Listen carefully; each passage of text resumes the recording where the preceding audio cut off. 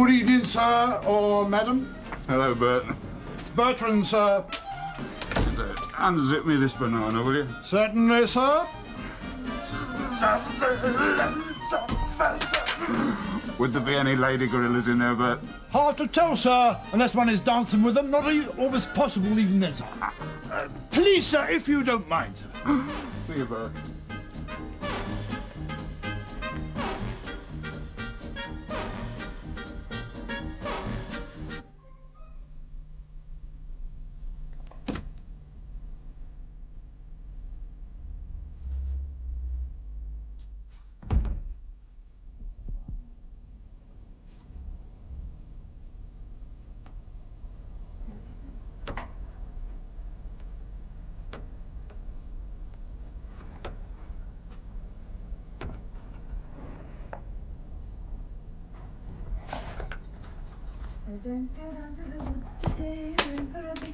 Oh, George, you're just in time to help me do my necklace. I'm having awful trouble because of my mittens. Come on, darling, I'm in a hurry. I want me to wear the necklace, don't you? George, what the...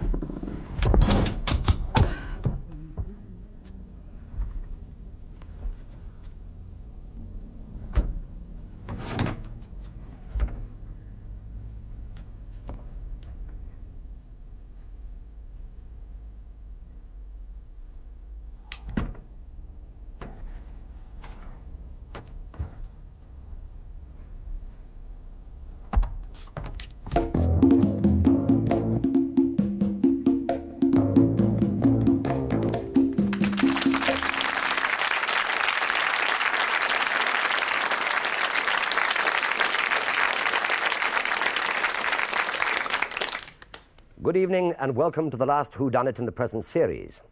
Now, you've just seen a robbery and a lady who has now ceased to be a member of the Bunny Club. We want you to work out whodunit. And to ask the questions for you, this week's guest are a man who's never knocked the opportunity of asking questions, Mr. Huey Green.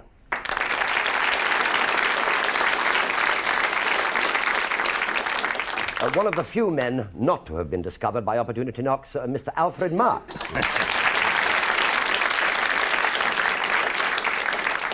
Have you noticed how often the lady panelist gets it right?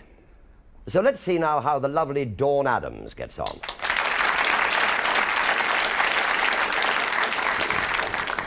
Our next guest has offered to go 3 rounds with the gorilla, Mr. Jackie Pallow. Right, well, that's our panel. We've also selected 4 people from our studio audience to try and solve whodunit. So welcome, ladies and gentlemen, welcome.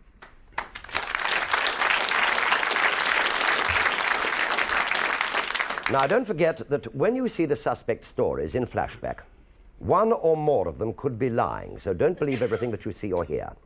Right, let's go back to what I hope is a fancy dress party.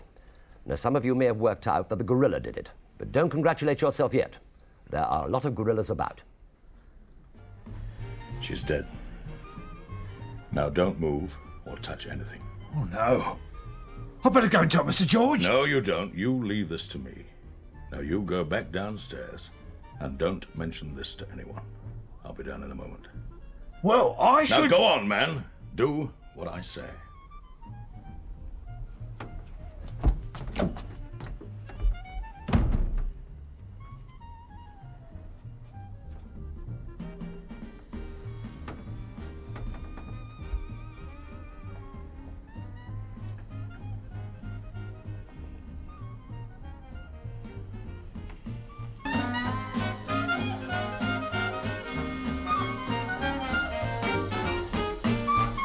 Come on, Will, join the party.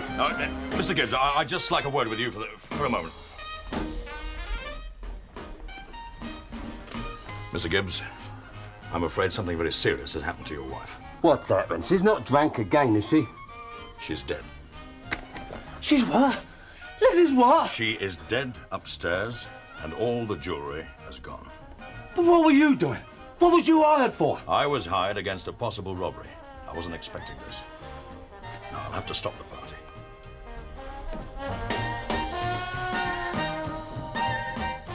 Oh, what's Who sat down? Ladies and gentlemen, I'm ex-detective Chief Inspector Wills of the Yard. And I'm here tonight at the request of an insurance company to keep an eye on Mrs. Gibbs's jewellery. Well done. There's been a robbery. Oh, God. And I'm sorry to have to tell you that Mrs. Gibbs is dead. What? Yes, quiet everyone. Quiet. Where's Mr. Gibbs? I think he went upstairs.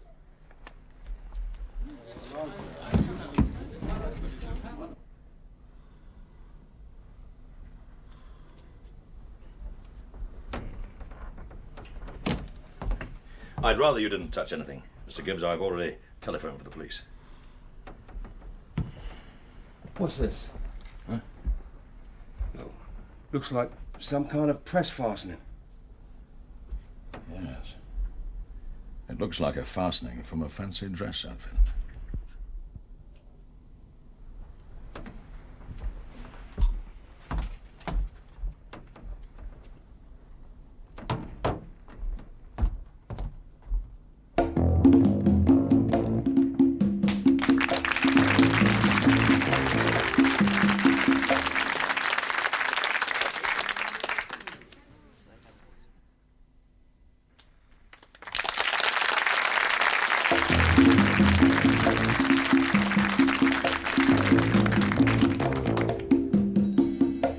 Welcome back to Whodunnit and our panel of experts who are trying to find out who is running around dressed as a gorilla and killing off rabbits. But before we rejoin the action, let me dress up the story so far to make sure that you haven't missed anything. A fancy dress party is in full swing. Upstairs, a gorilla is stealing some jewelry and is interrupted by the hostess. Suddenly, she notices her jewelry is missing, and she is killed in the struggle. The body is discovered by Bertram, the butler, and a clown. The clown is really ex-Detective Chief Inspector Wills, who's been especially hired to look after the jewellery. The host, George Gibbs, finds a press fastening in the bedroom. And now Wills carries on with his investigation. It looks like a fastening from a fancy dress outfit.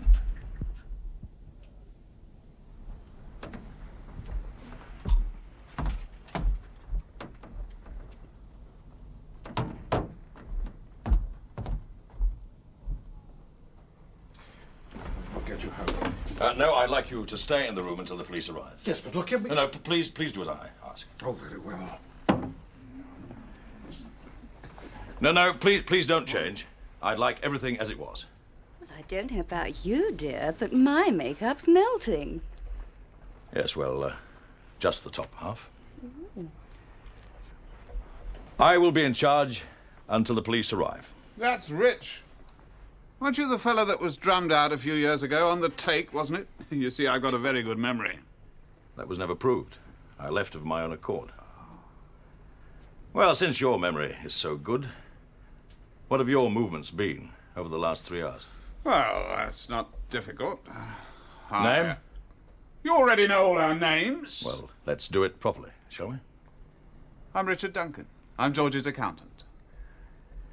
Weren't you involved in a case of fraud around 1960? Yeah. You see, I've got a good memory too, sir. Now, what time did you arrive here? I must have been the last. It must have been around 8:30. It was just 8:10, sir. Thank you, Bertrand. Well? Well, what? Well, what happened after that? Nothing. I came in here and joined the party. Haven't you missed something out? Like what? Like not coming into the room and creeping off upstairs to see my wife. I'll tell you what happened. Instead of coming in and joining the party, he looked around. Seeing that Liz wasn't here, he backed out. He went up the stairs and I followed him. And then he went into the bedroom.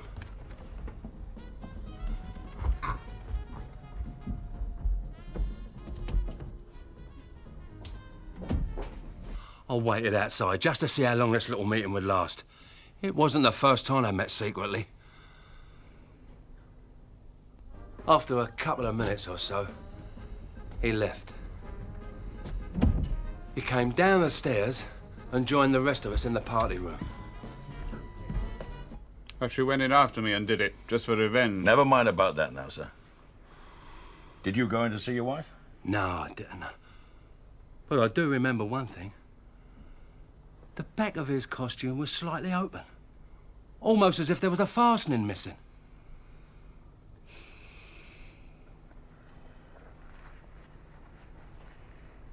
Well, do you mind if I have a look at the back of your costume? Certainly. I don't see the point of all this. The point is, sir, that you have a fastener missing.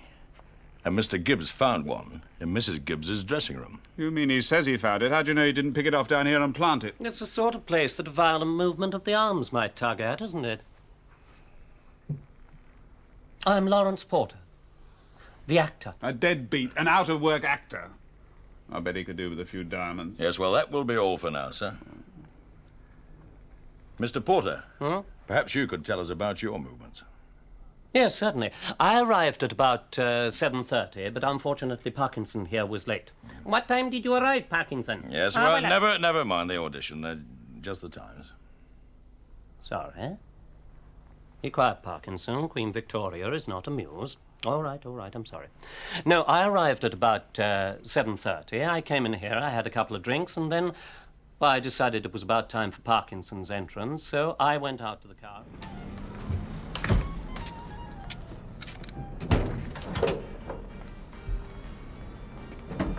And as I turned to come back, I looked up and I saw Elizabeth at the window in her bunny outfit. Then I saw George in his gorilla drag, and he drew the bedroom curtains. Then I came back in, and Parkinson joined the party at about 8:15. Didn't you, Parkinson? Yes, I did. Yes, thank you very much. Tell me, who was the first to arrive here? I suppose it was me. You see, Aren't you Lucy Webb, the model? Well, I'm not Yogi Bear. Yes, I realize that. Just tell me what happened. Well, I told you I came straight from work and, Modeling? What else? What a funny man. Now, where was I? Ah, you're absolutely right. I arrived at 6:30. I had a terrible shock when I saw the gorilla's outfit on the back of the door. And then George came in and he asked me if I wanted to wear it. After that, I spent the rest of the time in here, dancing with my lovely gorilla. Richard can vouch for that, can't you, dear? Would you like some of my honey?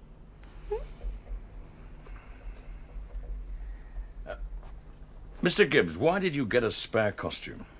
Well, sometimes you get a gate crasher, and this time I was prepared. Lucy Webb said you left the spare room first. Where did you go? Like she said, to the front door. No, she didn't say where you went. Just that you left. Well, that's where I went, to the front door. I see. Well, it's still raining slightly outside. Wasn't raining when the party started. Why is it, Mr. Cross, that your fur is still wet? Why is it? Oh, yes, it is. I popped back home for a moment. We live just next door. I was, well, just over an hour ago. It was about 8 o'clock. Did you forget something? No, I was looking for Janet, my wife. I went out by the back door. I didn't want to be seen. Janet wasn't there, so I came back. On my way back, I saw another gorilla. He was at the front of the house where the cars were parked. As I came in through the back door, Janet was just coming down the stairs. Just where had you been, Mrs. Cross? I don't remember. Excuse me, sir. I saw Mrs. Cross and someone in the spare room, sir. Oh, yes, that's right. Well, you see, I was feeling a little sticky, so I went in there to cool off a bit. When I arrived in the spare room, George was already there. He said he'd also come to cool off. He helped me off with my mask. He cooled me off, then he left, and a few moments later I came down. Must have been just after 8. It was all perfectly harmless, I can assure you. Yes, I'm sure. Mr. Porter, where were you around that time? At what time? 8:15ish. Well, as I told you, I went outside to the car to fetch Parkinson here. Then I came back in. I made a long-distance telephone call to Dublin. It took rather a long time because I reversed the charges. Who did you telephone? Well, I'm afraid I can't tell you because I got through, they accepted the call, and then it turned out to be a wrong number, so I just gave up. I thought I'd try again later. And you don't know the wrong number that you got? No, I don't. Thank you. Mr. Gibbs, Lucy Webb said you left the spare room first, and you said you went to the front door. Who was there? It was just a motorist. His engine had overheated and he asked could we let him have some water, that's all. I see.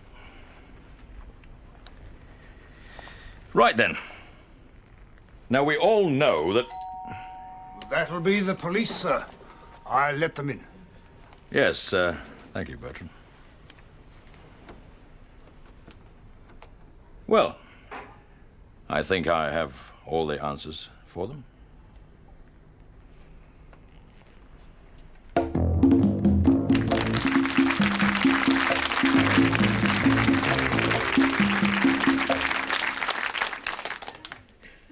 Well, that is the point where Will's worked out whodunnit. The question is, have you? But first, let us welcome our suspects. Welcome.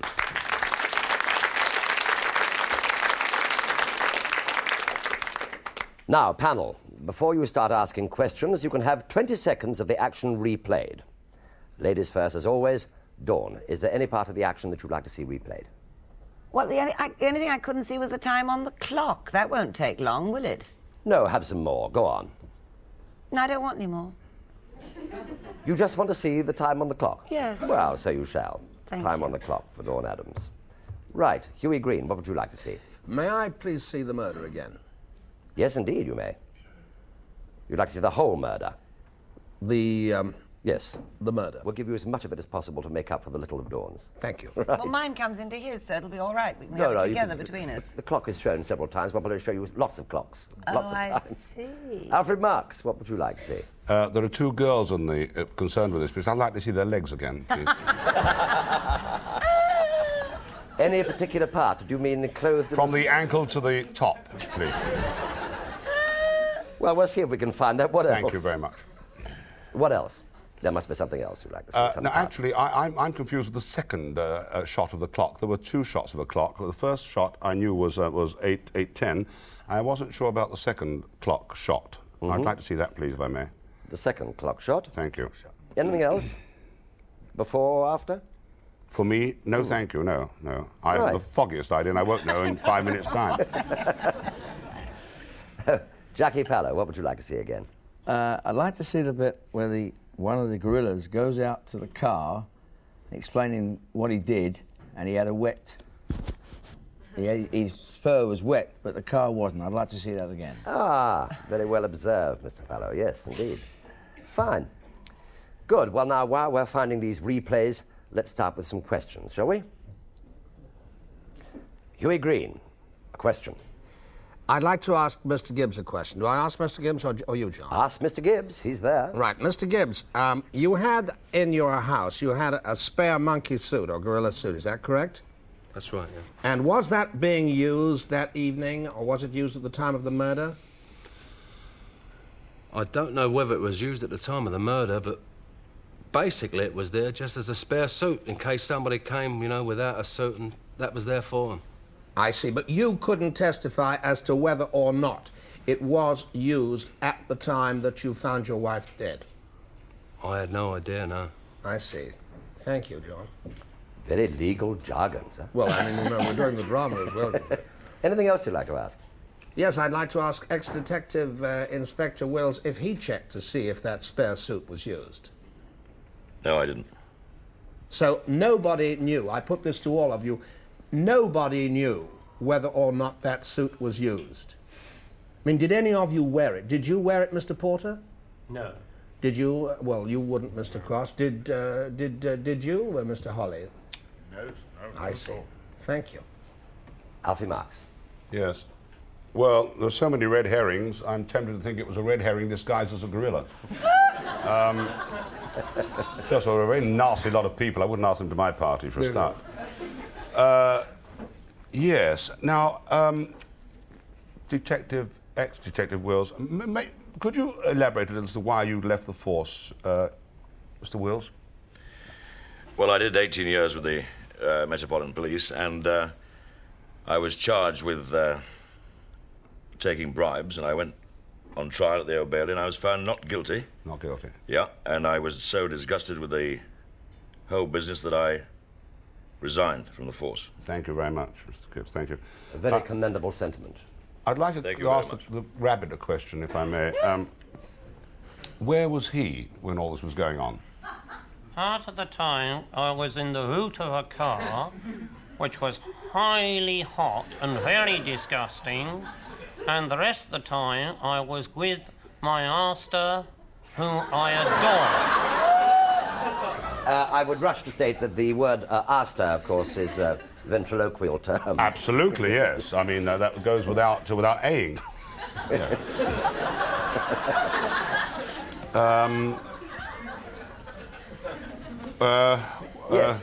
All right. Pardon? Not really. I'm not satisfied with that answer at all. Well, hang fire. Let Dawn Adams yes. ask a question. I seem to remember, Mr. Gibbs, that you were looking out of the window when they came in to talk to you about the murder. Is that right? No, I wasn't actually looking out of the window. Well, I was looking at the window. You were looking at the window, and the curtains were open. Were they? Well, they were, as far as I remember, on the little I saw of it. Now, Mr. Porter, actor. Yes. You say you saw that George draw the curtains at about 7:30. You saw him close them. You said so. Not at 7:30, no. Ah. I arrived at the party at 7:30, and then this And then must you went have been... out to get your bunny, Rabbit. That's it, yes. And you went to get your bunny, and when you went to get your bunny, you saw him draw the curtains. That's right, yes. I just wanted to be quite sure about that. That was all. Thank you. Is that Jackie all I Pallow? get? Right. Mr. Gibbs, you said you see Mr. Duncan. You waited outside the room, and he was in there for a couple of minutes. That is correct? That's absolutely right. And the clock downstairs said 8:10. And when your wife was murdered, the clock upstairs, being upside down, said 8:15. What happened to the other 3 minutes? Well, I mean, I can't say that one clock downstairs was absolutely right and the one upstairs was absolutely wrong. I don't know. But you can be absolutely sure it was only a couple of minutes that... If someone was in the room with your wife, Mr. Pellow, you'd know it was only a couple of minutes, wouldn't you? If it was in there with my wife, it'd be less than a couple of minutes. Thank you. Thank you, Jackie Pallow. Thank you very much. Now, I must stop the questioning for a moment because we're now ready for the first replay. The first replay is for Dawn Adams, and she'd like to see what the time was on the clock at the beginning of the party. So watch carefully. Here it comes. Unzip me this banana, will you? Certainly, sir. Would there be any lady gorillas in there, Bert? Hard to tell, sir, unless one is dancing with them. Not always possible even then, sir. Please, sir, if you don't mind. See you, Bert.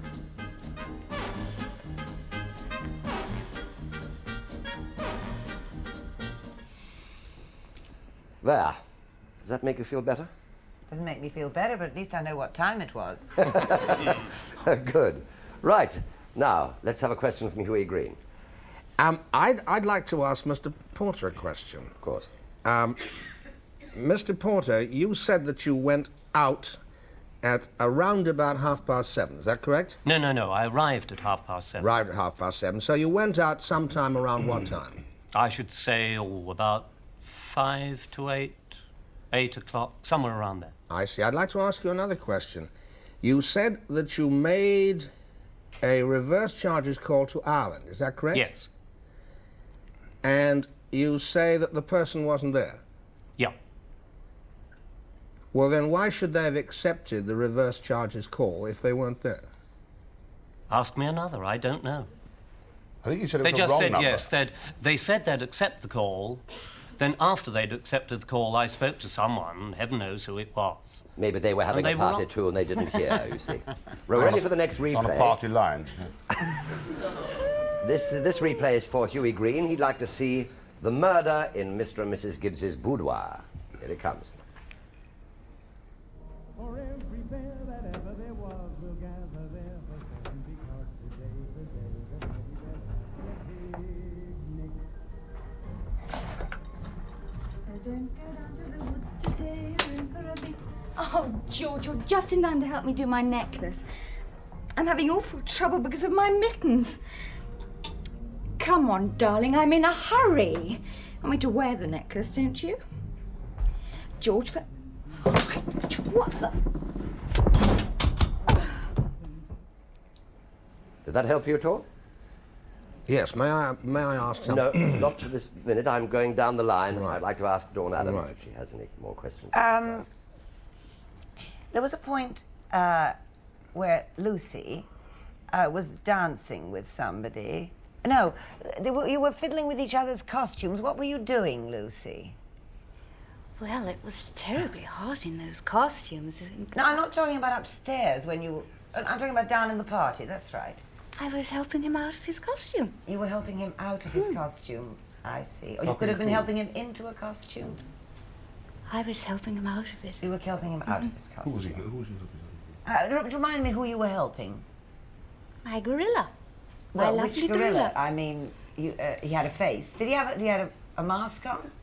Yes. He had a mask on. It was her own special gorilla. It was our own special gorilla, right. Ready for the next replay? This is Alfred Marx's. He would like to see the second shot of the clock after the murder.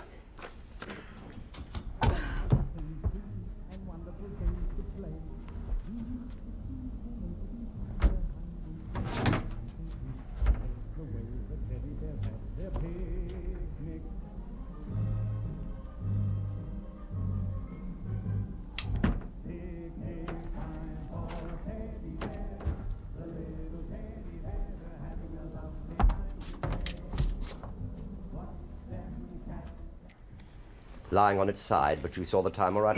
Thank you. Good. Here comes the last replay then. This is for Jackie Pallow, who would like to see the gorilla returning from outside when he'd been standing there by the car. Here it is, Jackie. Janet wasn't there, so I came back. On my way back, I saw another gorilla. He was at the front of the house where the cars are parked.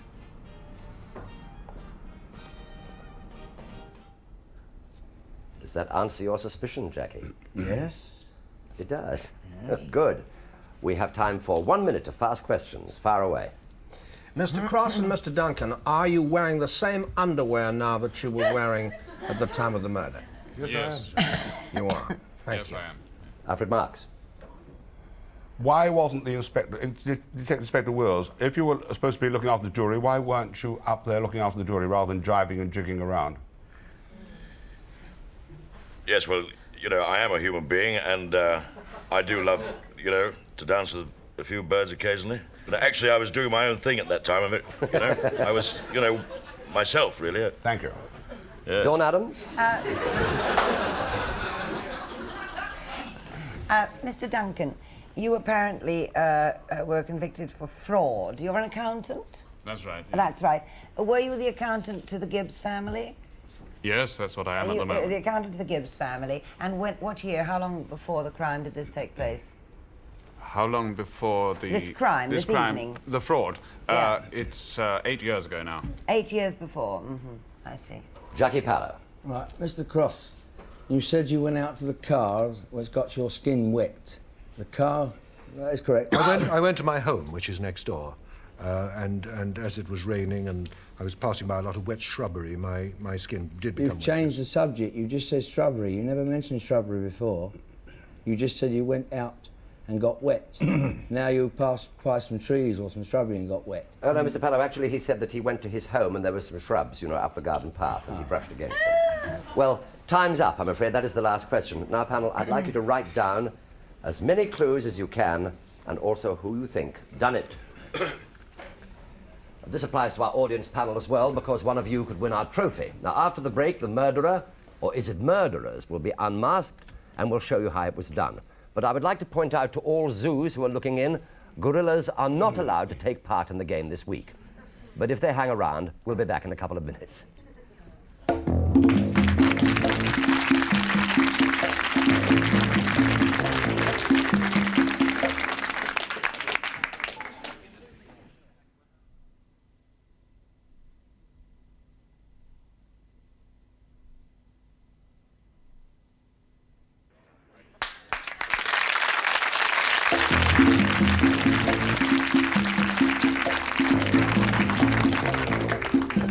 Welcome back.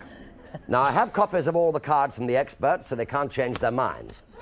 But first, we have a winner from our audience panel. And it is, let me be quite clear about this, Mrs. R. Wallace from Wandsworth in London.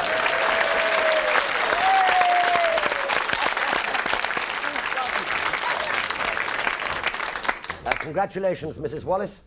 You win one of our Whodunnit trophies. Congratulations. Right, now then, panel. I want you to give us your solution as to whodunit and give us a clue. Huey Green. I think that Lawrence Porter did it.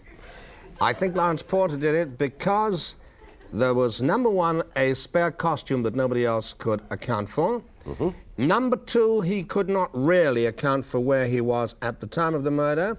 And number three, I cannot believe that anybody would accept a reverse charges call, and I don't believe that you can get a reverse charges call. In fact, I know you can't get a reverse charges call to Southern Ireland.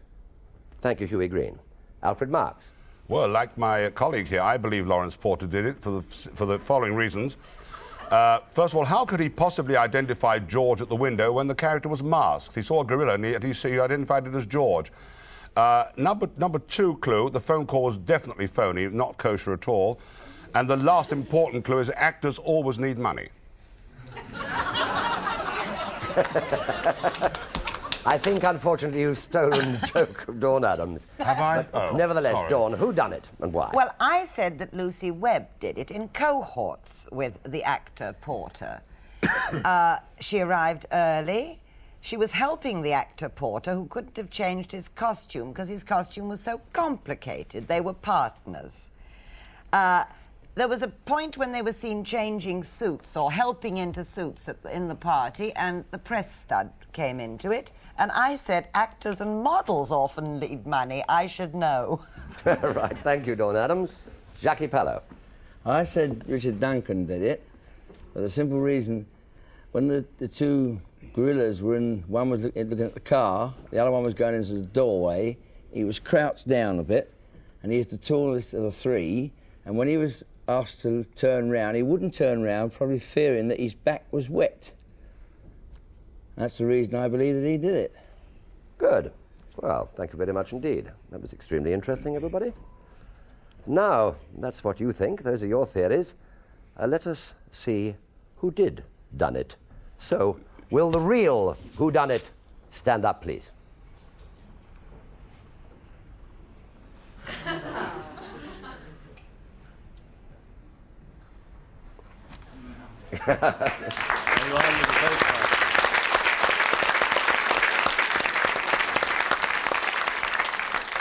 Well, congratulations, Huey Green. I think you pip us to the post, or you pip Alfred Marks to the post, because you had your clue absolutely bang on.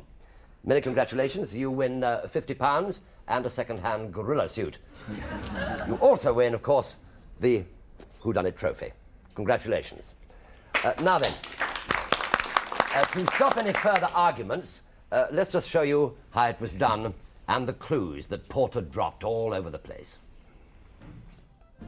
While the party was in full swing, Lawrence Porter sneaked out and took the spare gorilla's costume.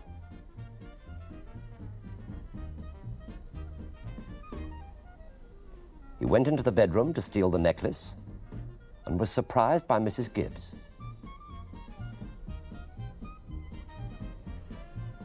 She was killed in the struggle.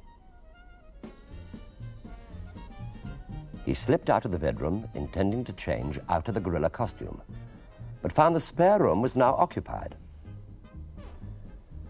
So he went downstairs, out of the side door to his car, to take off the gorilla costume and collect Parkinson. Two things gave him away. He claimed that he saw the bedroom curtains being drawn, which he couldn't have done because the bedroom only had a roll-up blind. And secondly, his alibi of making a reverse charge call to Dublin was impossible because there is no reciprocal agreement for reverse charge calls with Era. Well, now you know who done it. But one mystery remains unsolved, and that panel is, where is the necklace? Have you any ideas? Inside the rabbit. Of course. Where Inside else? Parkinson. Parkinson? Embarrassing Parkinson. Poor soul, never mind. I also, I'm afraid, neglected to say, of course, Hughie Green, you win £50 to go to a charity of your own choice. Good. Well, that's it. I'm afraid it's the end of the present Whodunnit series. Next week, at the usual time, Hughie Green will once again be opportunity knocking. Hughie, is there any chance of any gorillas being auditioned in your next show next week? Very definitely, and I hope next week that our show is half as exciting as your show has been the last few weeks. Thanks very much indeed. Well, we'll look forward to seeing your show. Thank you, panel. Thank you, cast.